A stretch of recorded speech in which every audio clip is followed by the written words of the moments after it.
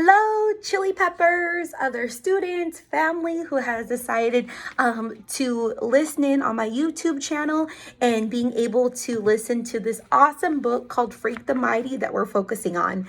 And now the last video I posted, I was focusing on just chapter 3 of the book, and I only had one question for you, and I really wanted you guys to focus on Freak and his physical characteristics. So remember, physical is more of the body. Now, one important thing to learn about, specifically in the 4th grade, is going to be character analysis. So, really looking at a character when you're reading the book and being able to describe the character, not only his physical characteristics, but his attitude based on his thoughts and his actions, and who is he as a character. So when it comes to Freak, some things that Max uses to describe him is shorter than a yardstick. So Max is the same age, but he's growing. His grandparents had made comments that he is, growing. He made comments that he has these huge feet. He's going through puberty. But Freak is a little bit different. Freak uses crutches.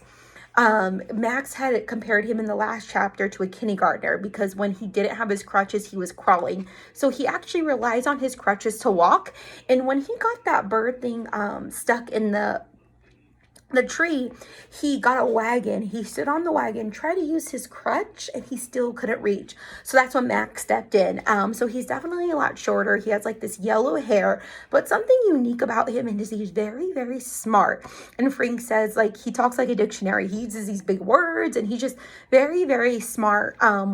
So in comparison to this chapter, I'm going to want you to focus on one question, but I now want you to switch your analysis on Max and how he is different than Freak. Not only his physical characteristics, his body, but also who he is as a person. How is he different than Freak? So I'm going to go ahead and jump into chapter 4, and it is called What Frightened the Fair Gwen? And I'm going to go ahead and get started. So remember, we're really focusing on how are Max and Freak different in this chapter. Freak's not in my room for 10 minutes before he sets me straight on the Fair Gwen. He's able to hum down the steps by himself, except it makes him sort of out of breath. You can hear him wheezing, or I guess you'd call it panting, like a dog does on a hot day. He gets into my room and I close the bulkhead door and he goes, "Cool, you live down here all by yourself?" I eat upstairs with Graham and Graham. Freak works himself up onto the foot of my bed and uses a pillow to make himself, sorry, my phone's dying. Sorry guys. Okay. To make himself comfortable. It's pretty dim down here, only the daylight from one basement window, but it catches him just right and makes his eyes shine. "Gram must be your grandmother," he said.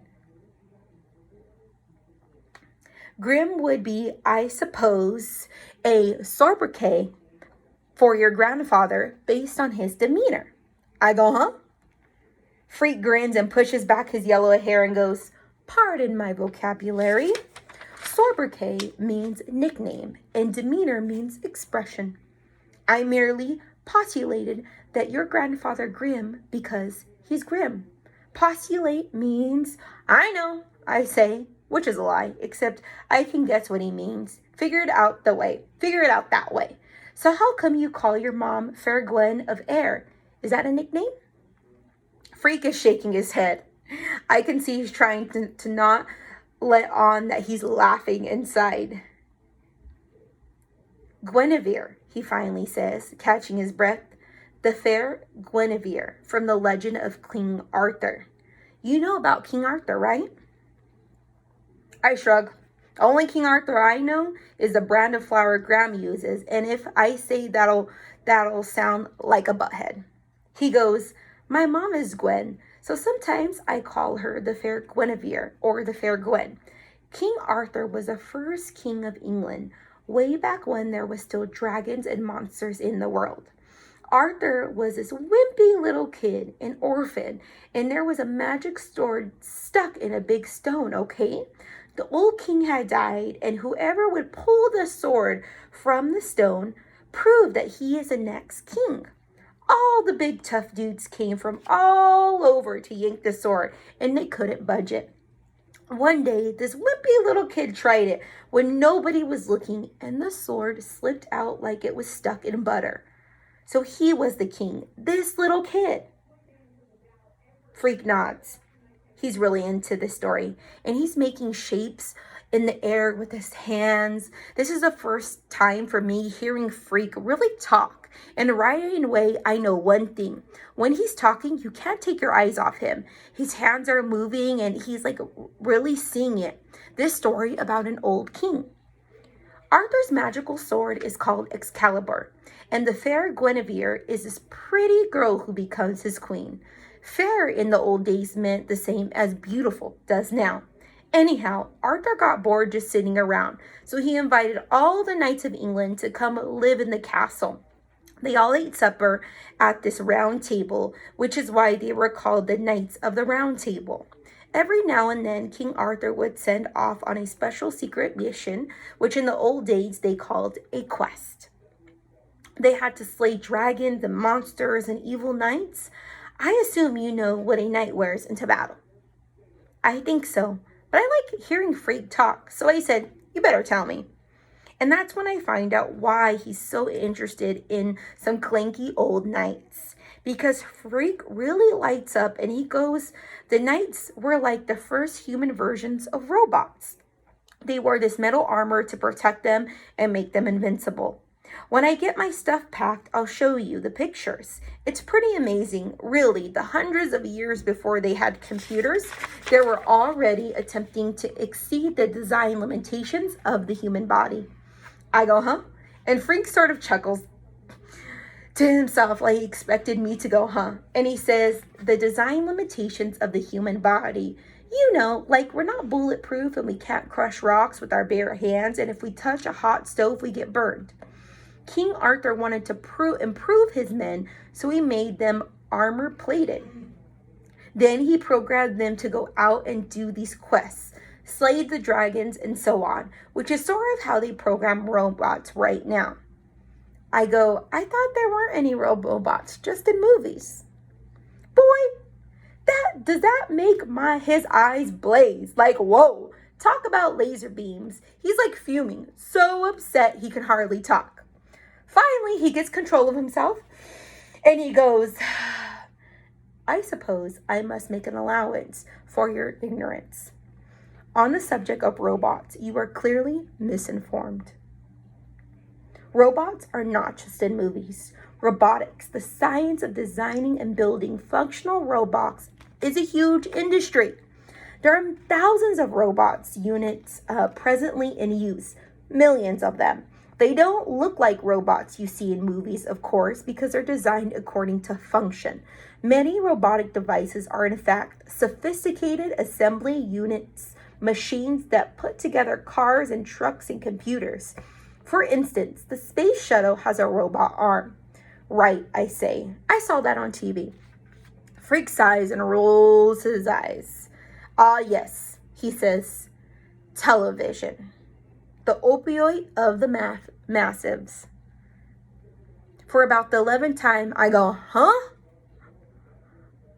Opioid, a drug, he says, massive. That means large and heavy. Thus, television is a drug of fatheads. Opioid of the massives. You don't have a TV. Of course I have a television, he says. How else could I watch Star Trek? Matter of fact, I watch tons of Tube, but I also read tons of books, so I can figure out what's a true and what's fake, which isn't always easy. Books are like the truth serum. If you don't read, you can't figure out what's real. This time, I don't say because then I might have to explain how I'm an LD, and reading books is the last thing I want to do. Right after trimming my toenails with a lawnmower, gargling nails, and eating worms for breakfast. Of course, Freak has probably already guessed. I'm a learning disabled because he's had a look around my room and it isn't exactly the public library. I'll lend you some of my books, he says. Cool, I say, like it's just what I've been waiting for, another chance to prove I'm a butthead. Then we both hear it at the same time, this voice calling his name and sounding really worried. The fair Gwen, he says. I gotta beam out of here. I go up and open the book. head door, and his mother is in the backyard and she's looking at the little red wagon. She catches sight of me coming up out of the down under, and it's like somebody shot her. Like she's scared out of her mind. Kevin, she says, I'm looking for a little boy. Freak is huffing and puffing as he humps himself up the steps, and the fair Gwen grabs Freak and puts him in the wagon. I swear she almost runs home. Like if she doesn't get away quick, something really bad is going to happen. Freak is in the wagon and he's trying to look back at me, trying to shrug his shoulders and let me know he doesn't understand what got into the fair Gwen, but I know. It's pretty simple, really. She's scared of me. All right, guys, that is chapter 4. So I really want you guys at this point to compare and contrast. So kind of see how Freak and Max are the same and also how they are different, okay? And not just physical, also what the chapter, how else are different in the chapter. So I look forward to hearing your responses. Thanks for listening. And the next video will be chapter 5, Spinning Image. Thanks, guys.